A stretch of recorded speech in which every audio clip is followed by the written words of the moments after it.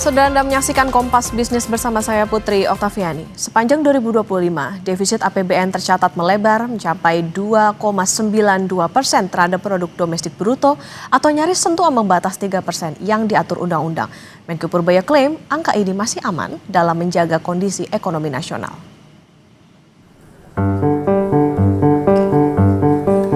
Menteri Keuangan Purbaya Yudi Sadewa melaporkan APBN di awal tahun 2026. Purbaya bilang realisasi sementara APBN 2025 defisit anggaran mencapai 2,92% terhadap produk domestik bruto atau setara 695,1 triliun rupiah. Angka tersebut melampaui proyeksi defisit 2,78%. Meski begitu, Menko Purbaya Yudi Sadewa memastikan defisit ini masih dalam batas aman. Yang pendapatan negara kan hanya 91, sedangkan belanja 95,3. Anda pasti nanya kenapa nggak dipotong belanjanya, supaya defisitnya tetap kecil. Tapi kita tahu kan, ketika ekonomi kita sedang mengalami downturn, turun ke bawah, kita harus memberikan stimulus ke perekonomian. Ini wujud dari komitmen pemerintah untuk menjaga ekonomi tetap tumbuh secara berkesinambungan tanpa membahayakan APBN. Walaupun defisitnya membesar ke 695,1 triliun, itu lebih tinggi dibanding APBN yang sebesar 6,2. Tapi kita tetap jaga, pastikan bahwa defisitnya tidak di atas 3%. Defisitnya memang naik ke 2,92% dari rencana awal 2,53%. Ini tadi dengan misi untuk menjaga ekonomi tetap bisa berekspansi di tengah tekanan global yang tinggi.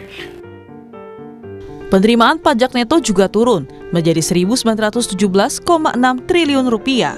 Kementerian Keuangan bilang penurunan penerimaan pajak neto disebabkan kombinasi faktor moderasi harga komoditas, peningkatan restitusi akibat relaksasi dan percepatan pemeriksaan, serta kebijakan fiskal yang ditujukan untuk menjaga daya beli dan keberlanjutan usaha masyarakat.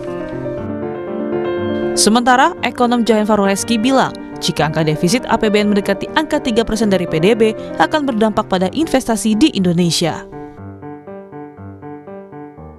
Apa yang terjadi kalau ternyata Mankyu kita mengutak-atik ini mepet di 3% sih Pak? Ya, itu kan menandakan bahwa memang kapasitas fiskal kita sangat-sangat terbatas, tapi di sisi yang lain juga pemerintah nggak mau ngerem spending yang mereka pengen lakukan.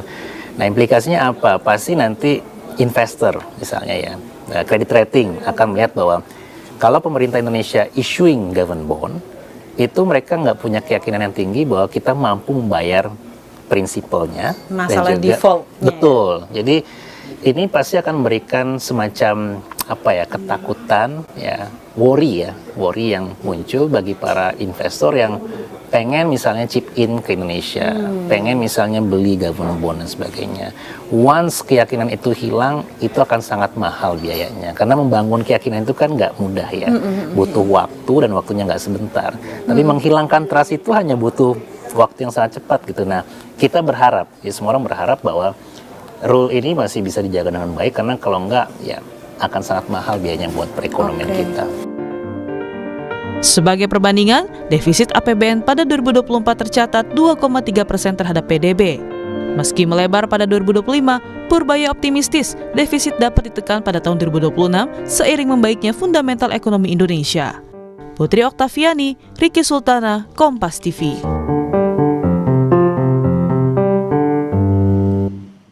Saudara, hingga akhir Desember 2025, defisit APBN tercatat 695,1 triliun rupiah atau 2,92% dari PDB. Angka ini nyaris menyentuh batas atas 3% dari undang-undang. Apa saja dampak dari pelebaran defisit ini? Kita akan bahas bersama dengan ekonom Universitas Paramadina Wijayanto Samirin. Selamat pagi Pak Wijayanto. Selamat pagi, Mbak Putri. Pak Wijayanto, ini angkanya nyaris sentuh 3%, tipis banget 2,92. Apa sih sebetulnya dampak pelebaran defisit terhadap belanja negara 2026? Apakah efisiensi anggarannya nanti bisa jadi semakin lebih ketat? Ya, ini menunjukkan indikasi bahwa APBN itu makin mempunyai fleksibilitas yang terbatas untuk ikut mendorong pertumbuhan ekonomi. apalagi ketika diharapkan untuk bisa menjadi motor pada saat ekonomi mengalami downturn.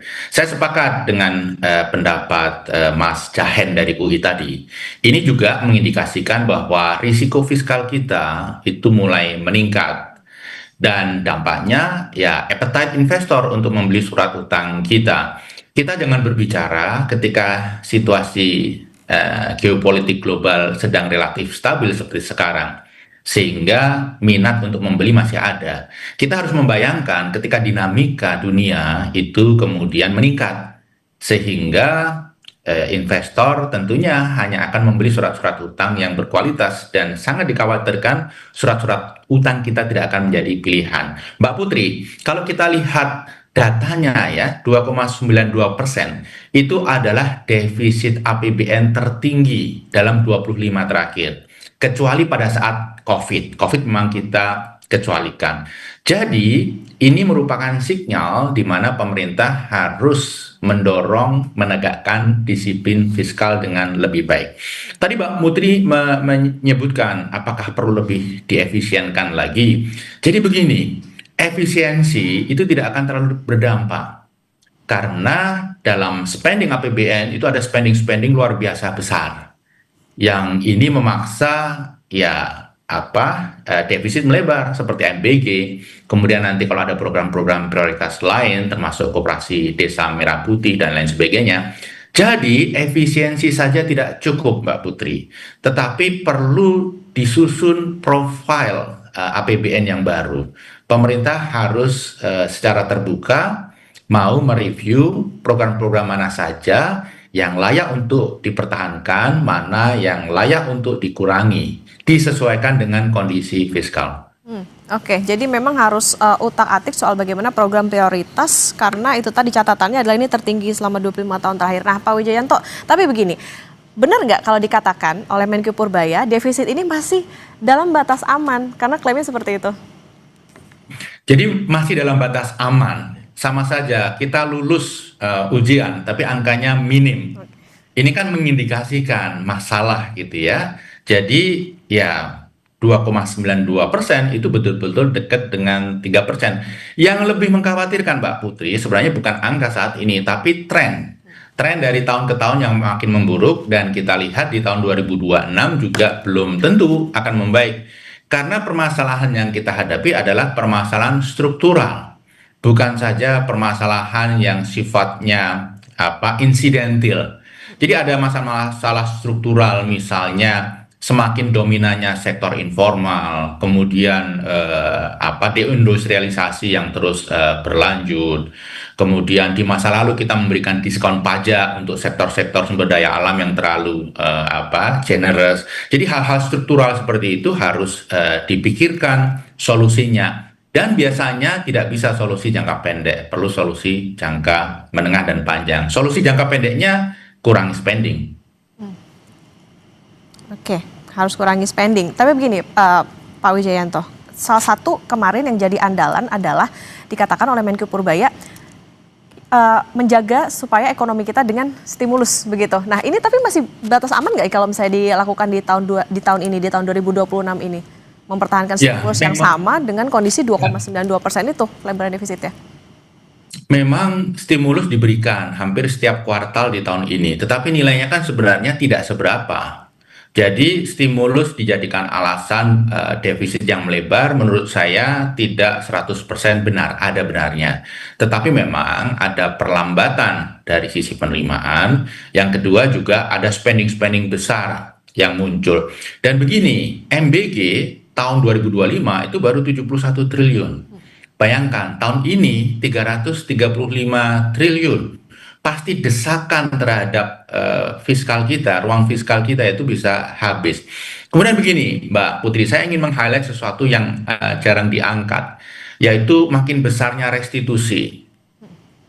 Jadi perbedaan antara penerimaan bruto dan neto itu kan restitusi pajak. Tahun 2024, restitusinya perbedaannya itu sekitar 236 triliun. Tahun ini 361 triliun, ada peningkatan. Ini mengindikasikan apa sih? Mengindikasikan terjadinya penerimaan pajak di muka.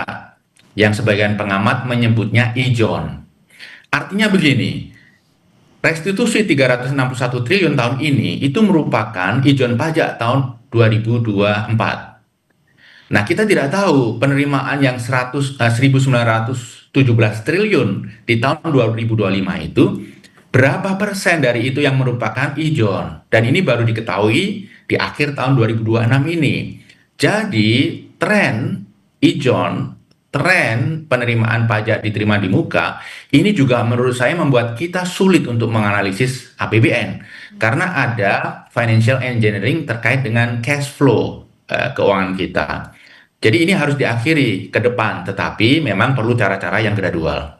Oke. Pak Wijayanto, nih semakin besar defisit, artinya kan itu tadi ya, pembiayaan APBN akan makin bergantung pada utang. Benarkah demikian? Apa yang sebetulnya perlu diantisipasi oleh Menkyu? Ya, pasti kita akan semakin tergantung pada hutang.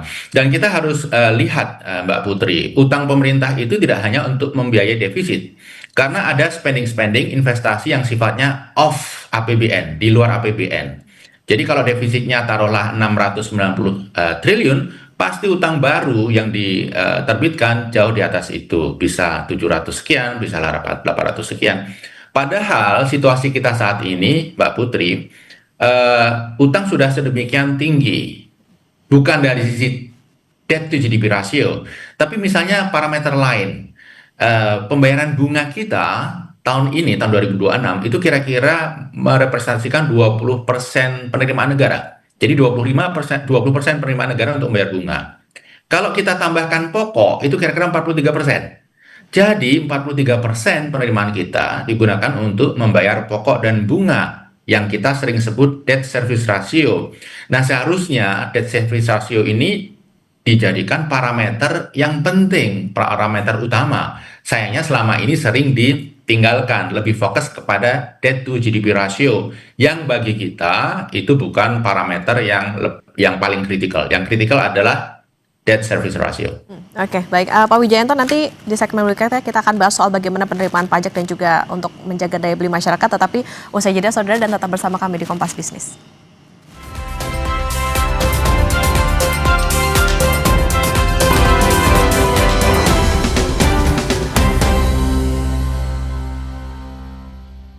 Divisi menjaga asa untuk menjadi yang terbaik di musim ini. Sang juara bertahan PSV Eindhoven siap tampil tanpa ampun dengan gelandang serang mematikan Gustil yang panas di lini depan. Tim tamu Excelsior datang bukan untuk menyerah. Harapan bertumpu pada top scorer mereka Noah Naujoks untuk mencetak gol di kandang lawan. Eredivisie PSV Eindhoven versus Excelsior, Minggu 11 Januari pukul 1.45 dini hari, live di Kompas TV.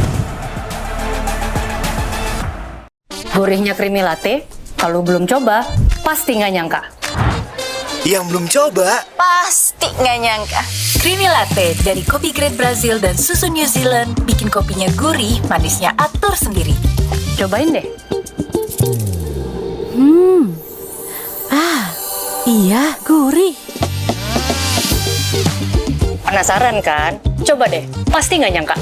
Creamy latte, kopi latte, gurih. Banyak yang sudah membuktikan Aqua terasa sejuk meski tanpa didinginkan. Diproses dari air pegunungan dalam aquifer yang terlindungi, kaya akan mineral alami. Aqua, hadirkan kesejukan badan dan pikiran. Gurihnya creamy latte, kalau belum coba, pasti nggak nyangka. yang belum coba, Pasti nggak nyangka. Creamy latte dari kopi grade Brazil dan susu New Zealand bikin kopinya gurih, manisnya atur sendiri. Cobain deh. Iya, gurih. Penasaran kan? Coba deh, pasti nggak nyangka. Creamy latte, kopi latte, gurih. Sover Citrus baru. Segar. Ger. Aroma citrusnya bikin badan segar terus. Anti enak. Sover Citrus dari lemon oil. Ada hot lock sistem hangatnya, tahan lama. Ger. Ini yang bikin badan gue segar terus. Sover Citrus anti enak, badan segar bugar. Ger. Wingscare. Gurihnya creamy latte, kalau belum coba, pasti nggak nyangka. Yang belum coba, Pasti nggak nyangka. Creamy latte dari kopi grade Brazil dan susu New Zealand bikin kopinya gurih, manisnya atur sendiri. Cobain deh. Iya, gurih. Penasaran kan? Coba deh. Pasti nggak nyangka. Creamy latte, kopi latte, gurih. Banyak yang sudah membuktikan Aqua terasa sejuk meski tanpa didinginkan. Diproses dari air pegunungan dalam aquifer yang terlindungi, kaya akan mineral alami. Aqua, hadirkan kesejukan badan dan pikiran.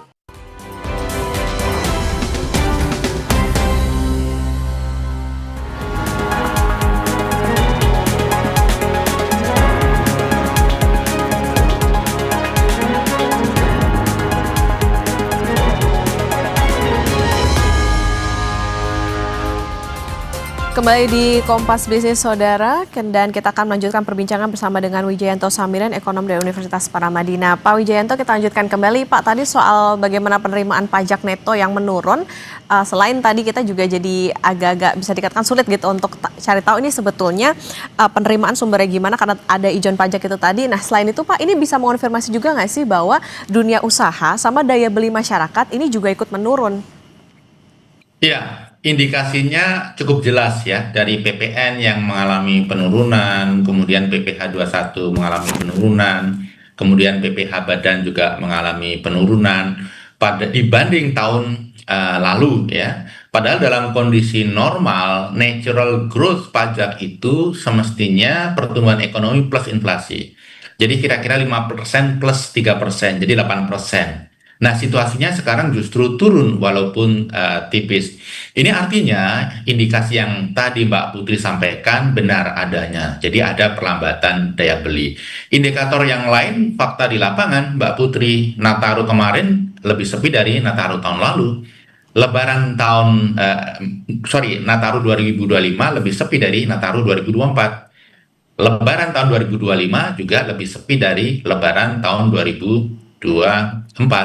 Jadi fakta di lapangan dan juga data-data fiskal itu sinergi mengindikasikan adanya pelemahan daya beli. Oke, jadi bisa dikatakan ini berdampak juga pada bagaimana situasi di lapangan bahwa orang nih kayaknya lagi ngirit untuk bisa spending uangnya. Pak Wijayanto, nyambung lagi, untuk memecah tadi stagnasi daya beli yang bikin pajak jadi turun, bisa nggak gini, diturunin juga nih PPN supaya kelas menengahnya bisa mampu belanja lagi? Jadi begini, menurunkan pajak itu harus hati-hati karena dampak bagi penurunan pendapatan negara itu seketika, pasti. Tapi kemudian impact yang diharapkan terkait dengan perputaran ekonomi yang makin kencang itu belum tentu terjadi. Jadi dalam konteks ini tidak bisa diputuskan secara terburu-buru. Saya rasa dalam kondisi penerimaan negara yang sedang sangat seret seperti ini, menurut saya upaya memotong pajak itu jangan dilakukan. Menaikkan pajak itu juga jangan dilakukan. Kalau ingin memberikan insentif, silahkan diberikan insentif-insentif yang sifatnya temporer, yang suatu saat bisa diinstal, bisa ditarik, bisa diperbesar, bisa diperkecil begitu. Tetapi kalau sifatnya seperti PPN, di mana ini perlu undang-undang, PP, ini akan rigid ya, akan repot dan menurut saya perlu dihindari. Oke, nah berarti gini Pak, di situasi saat ini artinya PR dari Kemenq itu apa yang paling penting untuk diperbaiki? Karena tadi kita harapannya penerimaan pajaknya juga semakin tinggi, belanjanya masyarakat juga semakin agresif dan lain sebagainya. Ya, harus mengubah mindset terkait dengan program sosial. Selama ini sejak zaman Pak Jokowi, program sosial itu simply memberikan uang gitu ya, memberikan ikan gitu ya, tidak ada dampak kepada produktivitas. Jadi mereka diberi uang, diberi bahan pangan, kemudian dikonsumsi habis. Harus didorong insentif bantuan sosial itu berupa program-program yang meningkatkan produktivitas. Misalnya membangun jalan, membangun irigasi, renovasi rumah tidak layak huni. Jadi mereka mendapatkan uang karena bekerja. Dan mereka yang mendapatkan uang karena berusaha itu akan lebih menghargai uang yang diperoleh. Kalau tidak, bisa jadi uangnya dianggap uang gampang, keluarnya juga gampang untuk judi online dan lain sebagainya. Kemudian yang paling penting, Mbak Putri, ini pemerintah harus memastikan tahun 2026 ini iklim berusaha itu bagus, kondusif. Karena saya intens berinteraksi dengan para pengusaha, one-on-one meeting. Mereka itu sekarang melihat iklim berusaha tidak kondusif. Bukan lagi ketidakpastian berusaha yang mereka hadapi, tetapi ketakutan berusaha. Karena ada penanganan masalah korupsi yang tidak memberikan kepastian hukum, kemudian ada kriminalisasi kebijakan bisnis, kemudian ada penarikan aset dan lain sebagainya. Kemudian mereka dipanggil petugas pajak, dipanggil pimpinan-pimpinan Kementerian Keuangan untuk ditanya masalah pajak. Jadi ini hal-hal yang membuat iklim berusaha itu nggak kondusif, justru menimbulkan ketakutan. Kita ibaratkan seperti ayam lah. Dunia usaha, pengusaha ini kan ayam petelur yang tidak boleh dibikin stres. Karena kalau mereka stres, tidak akan mengeluarkan telur-telur ekonomi yang pada saat ini itu sedang kita butuhkan. Jadi secara serius, pemerintah harus melakukan upaya perbaikan iklim berusaha. Yang terakhir, Mbak, saya tidak melihat top leadership seperti Pak Prabowo itu sepertinya terupdate dengan situasi bahwa kita tidak punya uang. Karena narasi dalam pidato-pidato beliau itu kita kaya raya sumber daya alam, kita punya dana, ini dan lain sebagainya. Kalau beliau tidak terupdate sebagai nakoda akan sangat merugikan beliau sendiri. Karena program-program yang beliau keluarkan adalah program-program yang justru mencederai fiskal, mengorbankan program-program sosial bagi masyarakat yang seringkali sangat penting. Oke, penegasan. Jadi ada silakan. ring 1 Presiden Prabowo yang menyampaikan ke Pak Presiden dengan sangat jelas, Pak, kita nggak punya uang, kita harus berhemat, kita harus rasional. Oke, kalau gitu gini Pak Wijayanto, berarti penegasan, catatannya adalah begini, kalau tadi dikatakan, kalaupun memang memberikan insentif, bansos programnya juga harus bisa produktif. Tapi di satu sisi, pemerintah juga, program populisnya juga banyak banget. Porsinya sebaiknya yang, supaya bisa amannya, itu seperti apa sih Pak? Ya, yang rasional, sesuai kebutuhan, dan harus ada impact analisis. Jadi semua program itu dianalisis sebagai satu kesatuan, impact-nya seperti apa, impact fiskal, impact ekonominya, begitu. Jadi jangan sampai karena ada favoritism ke satu program, kemudian program-program yang lain itu ditinggalkan atau dikorbankan. Padahal seringkali program-program itu juga sangat penting. Saya ingin ngasih satu contoh konkret saja deh, MBG. Tahun 2026 ini akan 335 triliun. Tapi supaya MBG itu bisa berjalan, dana pendidikan itu dipangkas 230-an triliun. Kemudian dana kesehatan, dana-dana lain, insentif ekonomi. Saya rasa tahun 2026 perlu dicari titik temu, titik tengah. Dan dalam konteks ini Pak Prabowo sebagai nakoda kita harus mendapatkan informasi yang sebenar-benarnya informasi. Oke. Nah, Pak Wijayanto, jadi gimana proyeksi defisit tahun ini dan penerimaan pajak tahun ini, mengingatkan juga klaimnya Cortex dikatakan terus diperbaiki? Ya, Cortex itu tools, tetapi permasalahan kita kan struktural, gitu ya. Cortex akan membantu, tetapi improvement struktural itu juga harus dilakukan. Dugaan saya tahun 2026 akan sedikit lebih baik daripada tahun 2025, tetapi kita masih belum bisa merasa secure gitu ya secara fiskal, masih membuat deg-degan walaupun trennya sedikit lebih baik. Oke, artinya ini menjadi PR juga bagi pemerintah soal tadi bagaimana memberikan rasa aman tidak hanya bagi masyarakat tapi juga dunia usaha, dan tadi juga bagaimana belanja utak-atiknya, alokasi dananya. Tadi kalau misalnya dikatakan untuk insentif maka harus bisa dikatakan yang produktif begitu, itu juga bisa jadi pertimbangan selain juga tentunya untuk menjalankan program-program yang populis. Terima kasih Ekonom Universitas Paramadina Pak Wijayanto Samrin sudah bersama di Kompas Bisnis. Sehat selalu.